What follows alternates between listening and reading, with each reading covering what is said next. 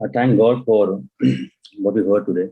मैं परमेश्वर का धन्यवाद करता हूँ जो हमने आज सुना उसके लिए। You know, God loves us very much, so He speaks every day. That is good for us. और परमेश्वर हमसे बहुत प्रेम करता है, इसलिए वो हर समय हमसे बात करता है। वो हमारे लिए अच्छे के लिए है। He doesn't point out our faults, but He wants us to overcome those faults.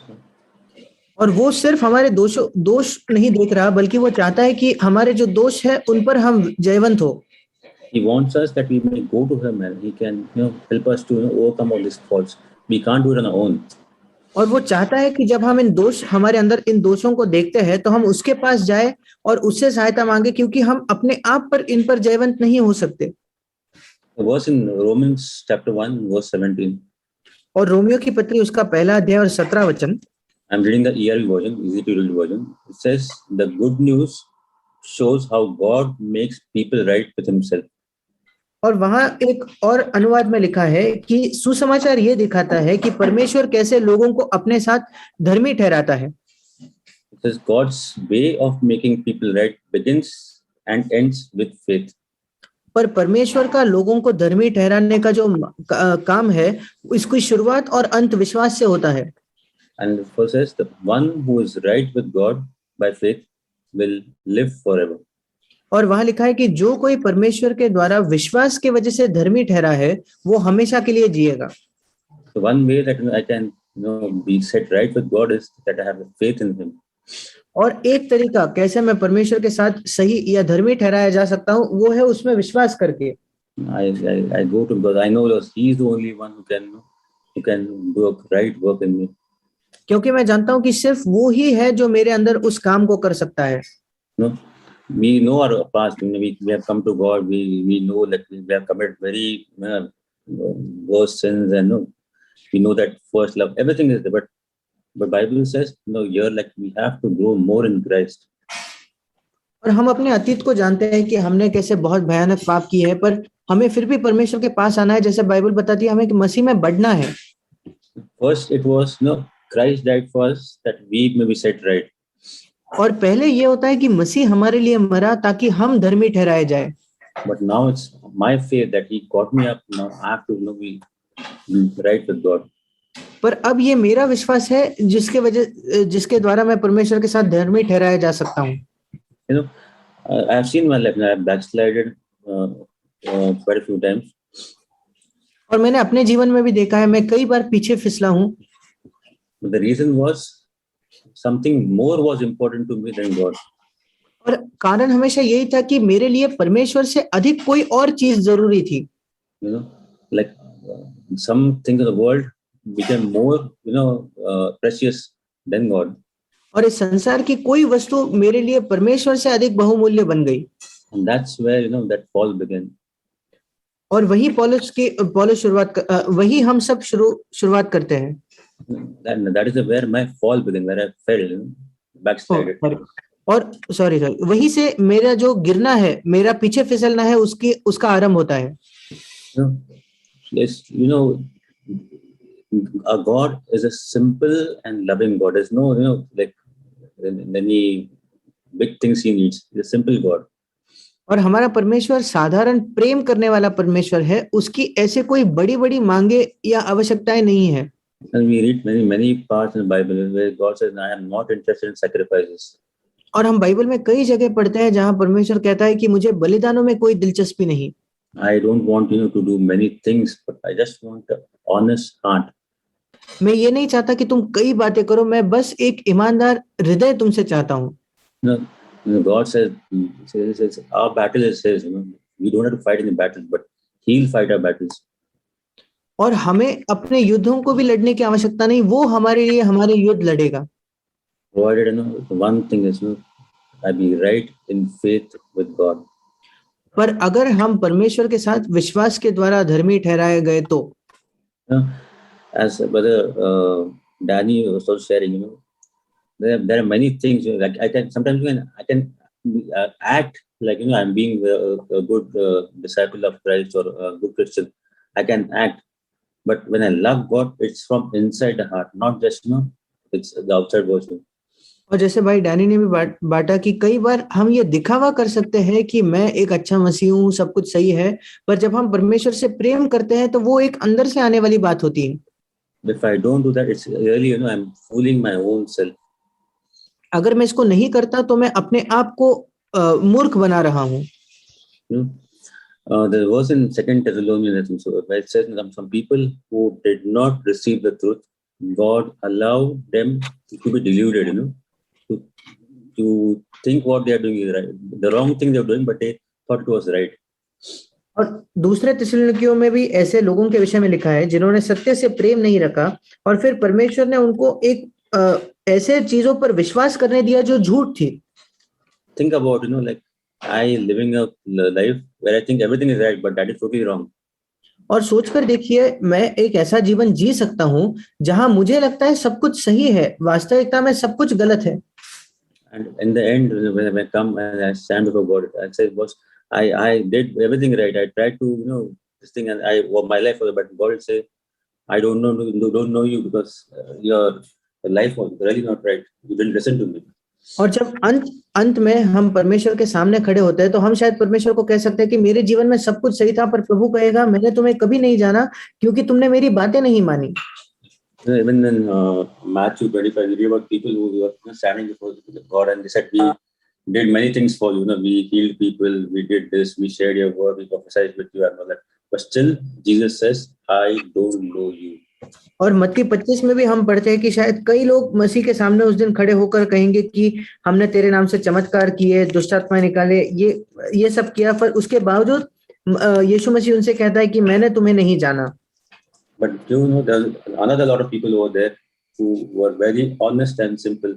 They did what God told them, and then they didn't think like they did anything great. पर वहां एक और झुंड भी था लोगों का जिन्होंने बहुत ही साधारण थे, वो परमेश्वर के सामने ईमानदार थे, उनको ऐसा कभी नहीं लगा कि उन्होंने परमेश्वर के लिए कुछ बड़ी बड़ी बातें की है। They didn't say about, we did many things for you, but sometimes they did things but said, God, we didn't know it. It was you. और उन्होंने परमेश्वर को ये नहीं कहा कि प्रभु हमने तेरे लिए बहुत बहुत बड़ी बातें की, पर उन्होंने कुछ बातें की भी थी, पर उन्होंने ये नहीं जाना कि वो प्रभु के लिए वो कर रहे हैं। You think about it, even in the end days, I was thinking about it, even when I stand before the judgment seat, it's two ways. One is here, where humble people, they said, God, we didn't do anything. But there's the one people who are still with pride. After the death, and saying, God, we did prophesy for you, we did this for you. They forgot that God did certain things from them. It was not they that did it. और मैं वही सोच रहा था कि हमारे मृत्यु के बाद जब हम परमेश्वर के न्यायासन के सामने खड़ा रहते हैं, तब भी दो प्रकार के लोग हैं। एक जो बहुत नम्र है और कहते हैं कि प्रभु हमने तेरे लिए कुछ नहीं किया, पर वहां भी ऐसे घमंडी लोग होते हैं जो परमेश्वर के सामने कहते हैं कि परमेश्वर हमने तेरे लिए बहुत बड़ी बड़ी बातें की। वे ये नहीं समझते कि परमेश्वर ने उनके द्वारा कुछ बातें की थी। It's sometimes it's really, I find it a mystery, like even after when I've died and then like I come to that place and I can say I did so many things. और मुझे तो ये हर समय एक रहस्य के समान लगता है कि मेरे मृत्यु के बाद परमेश्वर के सामने खड़े होकर भी मैं कह सकता हूँ कि मैंने बहुत बड़ी बड़ी बातें की है। I really pray God will help us to at this moment to really, if and there are certain things which are not set right, I set it right away. और मैं सचमुच प्रार्थना करता हूँ कि परमेश्वर हमारी सहायता करे जब हम अब जी रहे हैं, और अगर कोई बातें हैं जिनको हमने सही नहीं किया तो उन बातों को हम सही कर दें। I can repent right now at this very particular moment, and God can help me change और my मैं life. अभी मन फिरा सकता हूँ इसी क्षण, और परमेश्वर मेरी सहायता कर सकता है। There are some verses I was going through. I was saying about returning to God. Sorry, can you repeat? There's some verses I was going through where God says to return back. और मैं कुछ वचन पढ़ रहा था जहाँ परमेश्वर उसके लोगों को कहता है वापस लौटने के लिए। There's one verse in Joel chapter 2 and verse 13. और योएल नबी के पुस्तक उसका 2 अध्याय और 13वां वचन, वहां भी एक वचन है। That verse says, I'm reading NLT, it says, and tear your heart and not merely your garments. और यहाँ लिखा है कि अपने वस्त्र नहीं अपने मन ही को फाड़ो। Now return to the Lord your God, for he is gracious and compassionate, slow to anger, abounding in mercy and relenting of catastrophe.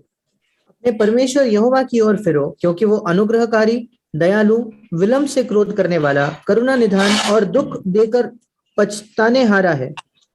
You think about it, it's just that repenting also is not just a mere repenting, but just tear out your heart. Not just not from outside, I tear out my clothes, but from inside, there should be that repentance, and that I can go and cry to God and see that that I need help, God, from me.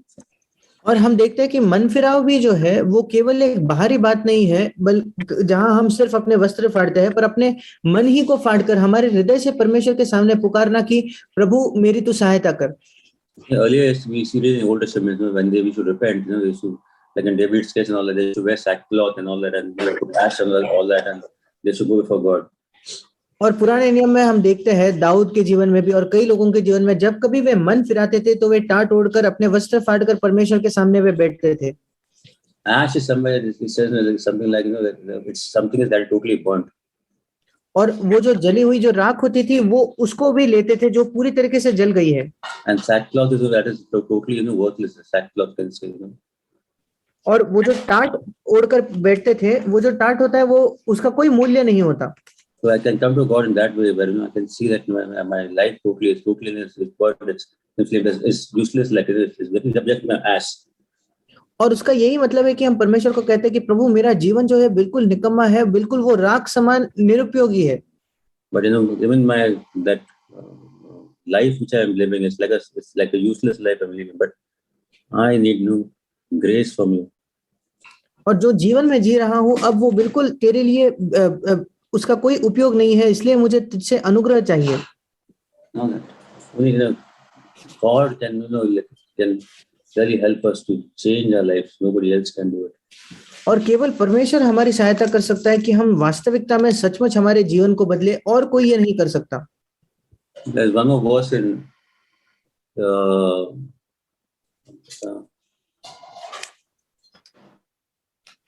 Job chapter 22 and verse 23. और अय्यूब उसका 22 अध्याय और 23 वचन। If you return to the Almighty, you will be restored.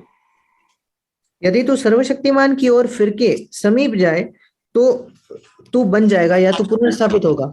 And if you remove unrighteousness far from your tent. और अगर तू अधर्म को अपने तंबू से दूर करे तो my life can be set right if I return to God. He'll restore me. मेरे जीवन को अगर मैं सही करूं, उन बातों को सही करूं, तो वो मुझे पुनर्स्थापित करेगा। The one verse in Nehemiah, verse 1, chapter 1 and verse 9. और नहम्या की पुस्तक उसका पहला अध्याय और 9वां वचन। Says, if you return to me and keep my commandments and do them, though those of you who have been scattered who are in the most remote part of the heavens, I will gather them from there and will bring them to the place where I have chosen to cause my name to dwell. परंतु यदि तुम मेरी ओर फिरो और मेरी आज्ञाएं मानो और उन पर चलो, तो चाहे तुम में से निकाले हुए लोग आकाश की छोर में भी हो, तो भी मैं उनको वहां से इकट्ठा करके उस स्थान में पहुंचाऊंगा जिसे मैंने अपने नाम के निवास के लिए चुन लिया है। So I really turn back to him, keep his commandments, love him in that way, that he restore me, he bring me back to his place. He really help me. और मैं अगर सचमुच मन फिराकर उसके पास लौटता हूँ, उससे प्रेम करता हूँ, तो वो मुझे उस जगह लाएगा जहां वो लाना चाहता है। And one more verse in Jeremiah chapter 24. The chapter? Jeremiah chapter 24. यिर्मयाह उसका 24 अध्याय। It says 24 and verse 7. और उसका 7वां वचन। I will give them a heart to know me, for I am the Lord, and they will be my people, and I will be their God, for they will return to me with their whole heart. और मैं उनका ऐसा मन कर दूंगा कि वे मुझे जानेंगे कि मैं यहोवा हूँ, और वे मेरी प्रजा ठहरेंगे, और मैं उनका परमेश्वर ठहरूंगा, क्योंकि वे मेरी और सारे मन से फिरेंगे। See, this wonderful promises God has given us. He'll restore us, he'll help us, he'll bring back to his place. It's a dwelling place, Here it says, I will be the God, they will be my people. And और परमेश्वर ने yes, sorry. और परमेश्वर ने ऐसे अद्भुत वायदे हमें दिए हैं, अगर हम उसके पास लौटते हैं तो वो हमें पुनर्स्थापित करेगा। जैसे योएल में भी पढ़ा कि मैं उनका परमेश्वर होऊंगा और वे मेरे लोग होंगे। Only see most of places God says you come, the thing is that repentance be totally from inside, that heart should be totally his, then God can do work. और इन सारे बातों में हम देखते हैं कि परमेश्वर सिर्फ मन फिराव चाहता है कि हम अपने पूरे हृदय से फिरे और फिर परमेश्वर हमें काम कर पाएगा। There's one verse which I love, I like very much. It's in Isaiah, I think so. It says, where God says, "Let's come together and discuss." We sit together and discuss. Though your sins are red like crimson, I can make them white as snow. और यशायाह में भी एक जगह परमेश्वर कहता है कि आइए हम वाद विवाद करें, तुम्हारे पाप चाहे लाल रंग के हो तो भी वे हीम के समान उजले हो जाएंगे, और चाहे अर्गवानी रंग के हो तो भी वे ऊन के समान श्वेत हो जाएंगे। Think about a God who says that He'll come. He's asking us to come and sit with him and discuss, to debate things about it. He'll help us, He'll cleanse us. और परमेश्वर हमसे कहता है, हमें बुलाता है कि आओ हम एक साथ बैठे और वाद विवाद करें, और वो हमें सहायता करेगा और वो हमें शुद्ध करेगा। Such we have such a you can say privilege, you can say a treasure that we have got, that we have such a good God with us. और हमारा इतना एक अच्छा परमेश्वर है। That you shouldn't take this. I also I fall many times. I just don't say that I'm perfectly perfect.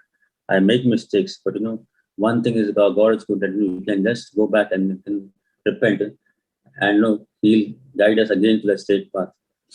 और मैं भी सिद्ध नहीं हूं, मैं भी कई बार गिरता हूं, गलतियां करता हूं, पर हर समय हम प्रभु के पास फिर सकते हैं, वो हमें सही मार्गों में ले आएगा। The most important thing is that fellowship with God, where I can walk with Him, I can talk with Him, I can be with Him.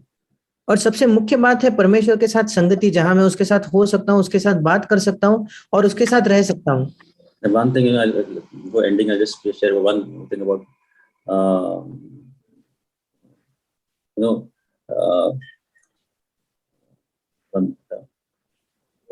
it's about, Bible says Enoch walked with God. It says. और जैसे Bible हनोक के विषय में बताती है कि हनोक परमेश्वर के साथ चला। Think about it, because Bible didn't say about Enoch when he did, but it just said Enoch walked with God. और बाइबल ये नहीं बताती कि हनोक ने क्या क्या किया, बस इतना लिखा है कि हनोक परमेश्वर के साथ चला। Let our lives also be like it can be said, like Santosh walked with God.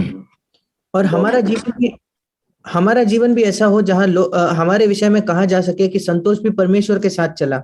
It's not about Santosh did anything, but God did the work in Santosh and he walked with God. और ऐसा नहीं कि संतोष ने कुछ काम किया या बड़े काम किए, पर परमेश्वर संतोष के जीवन में कुछ काम कर पाया। God has many good gifts for us. He has many good plans for us. He is such a lovely God. It's just because we have to come in and claim those promises and gifts from God. परमेश्वर इतना अद्भुत परमेश्वर है, उसके पास हमारे लिए कई अद्भुत वरदान है, कई अद्भुत योजनाएं हैं, हमें बस मन फिराकर उसके पास आना है। God really help us that now we have that fellowship with Him always. It shouldn't be a broken fellowship, unbroken fellowship, but continuous fellowship with Him. That whatever we do, whatever we live from here apart, we always will see Him and we live under His guidance. और परमेश्वर हमारी सहायता करे कि हम परमेश्वर के साथ हमारी निरंतर संगति हो, न टूटने वाली संगति हो, जो हर समय बनी रहे। When we come before God, we have to be honest and open in mind. जब हम परमेश्वर के सामने आते हैं तो हमें अपने मन में ईमानदार और सच्चा होना है। We should sincerely confess every transgression and sinful thought. और सारे हमारे पाप जो है और पाप में जो विचार है उनको हमें अंगीकार करना है। And when everything has been confessed, we need to accept complete forgiveness from God. और जब हम सारे बातों का अंगीकार करते हैं तो हमें परमेश्वर से जो क्षमा है उसको प्राप्त करना है। Then we can come to Him without condemnation. और फिर हम बिना किसी दोष के भावना के साथ उसके सामने आ सकते हैं। God will never remember our sins or hold them against us anymore. परमेश्वर कभी हमारे पापों को याद नहीं करेगा या हमारे खिलाफ उनको नहीं रखेगा। Here I want to give you one example of Adam and Eve. और यहाँ आदम और हवा का मैं एक उदाहरण देना चाहता हूँ. Adam and Eve were without clothes in front of God before they had eaten fruit from the tree of good and evil. और उस भले बुरे के वृक्ष से खाने के पहले वे परमेश्वर के सामने बिना कपड़ों के वे थे. They were not ashamed of their nakedness because at that time they were not in sin. और क्योंकि तब उन्होंने पाप नहीं किया था इसलिए उनको उस बारे में कोई शर्म नहीं थी या लज्जा नहीं थी. A small baby of 6 months or even 1 year is not ashamed of his or her nakedness. और एक छोटा बच्चा हो अगर उसने वस्त्र नहीं भी पहने हैं तो उसको उसकी शर्म नहीं आती. It is we who cover them with clothes because in our mind there is sin. और हम उनको वस्त्र पहनाते हैं क्योंकि हमारे मन में पाप है. So whenever we come before God or in presence of God, say during prayer, come without condemnation and guilt. और इसलिए जब हम परमेश्वर के सामने आते हैं हम बिना किसी दोष के बिना किसी अपराधीपन के उसके सामने आ सकते हैं. Because God is holy and merciful. क्योंकि परमेश्वर हम पर दया करने वाला है. We don't have to wear man-made artificial clothes like helping poor people, donating money to NGOs, appearing to be holy outwardly, or behaving like a kind man among the people of church. और हमें ऐसे कोई मनुष्य के बनाए हुए वस्त्र नहीं पहनना है कि हम पैसा देते हैं, दान करते हैं या लोगों की सहायता करते हैं. All these things are good, but whenever we come in presence of God, be as original as Adam and Eve were in front of God before they had disobeyed God and realized that they were naked. पर जब भी हम प्रभु के सामने आते हैं तो हमें बिल्कुल वैसा ही होना है जैसे आदम और हवा परमेश्वर के उपस्थिति में थे. यही मुझे शेयर करना था ब्रदर. Thank you. आमीन. Okay, my name is Lavina Samuel. I want to share. मैं हिंदी में बोलूंगी ताकि सबको समझ में आ जाए. Brother, that this thing, chapter 2, Philippians chapter 2, verse 14, do all things without murmuring and disputing. So this line, ये line जो है ये मेरे को बहुत टच किया, because past 1 month my job is very quite tension, full of stress and tension. So I was quite frustrated and agitated because of that. उसकी वजह से मुझे बहुत टेंशन होता था क्योंकि मेरा जॉब जो है समय बढ़ता चला जा रहा है, नेवर एंडिंग वर्क हो रहा है, ओवरलोडेड वर्क हो रहा है, ना मुझे खाने का समय मिलता है ना किसी चीज का.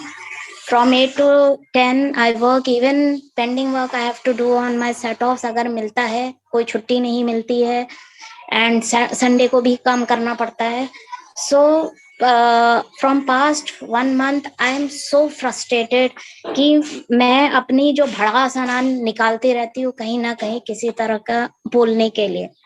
So but now when I have studied this, अभी brother ने बोला, it touched my heart, do all things without murmuring and disputing. So आज से अभी मैं ये फॉलो करने वाली हूँ कि जो भी अभी तक मैंने मम्बरिंग की है वो एक पाप था, मैंने किया. गॉड ने मेरे को ये नौकरी दी, भले ही मुझे बहुत स्ट्रेचेबल काम करना पड़ता है, बहुत हद से ज्यादा काम करना पड़ता है, हद से ज्यादा हर चीज करनी पड़ती है, सुबह से लेकर रात तक काम करना पड़ता है, कोई छुट्टी नहीं मिलती है, कुछ नहीं है, बहुत परेशानी है. बट फिर भी this job is very important for me. ये जॉब मेरे लिए बहुत इंपॉर्टेंट है. अगर मैं कुड़कुड़ करती हूँ या डिस्प्यूट करती हूँ तो ये एक सिन है गॉड के अगेंस्ट मेरा, और मुझे इससे आज सबक मिला. I have learn from it. So from now onwards I will not do any kind of murmuring and disputing, any agitation, any kind of frustration against God. मुझे यही बोलना था. Thank you so much.